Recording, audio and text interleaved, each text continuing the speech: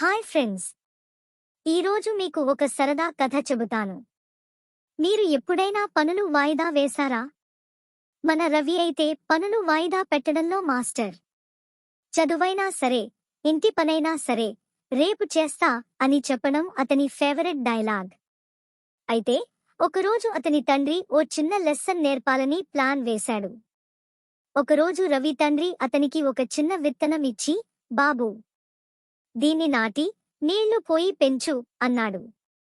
రవి విత్తనం చూసి రేపు చేస్తా అన్నాడు నానా చిరునవ్వుతో. రేపు రానివ్వురా, చూద్దాం అన్నాడు. మరుసటి రోజు రవి నిద్రలేచి చూసేసరికి విత్తనం లేదు. అయ్యో, నా విత్తనం ఎక్కడా అని గబగబా వెతికాడు. పక్కనే తండ్రి చిరునవ్వుతో నిలబడి, నిన్న నాటి ఉంటే ఇవాళ పిచ్చుకలు తీసుకెళ్లేవి కాదు అన్నాడు.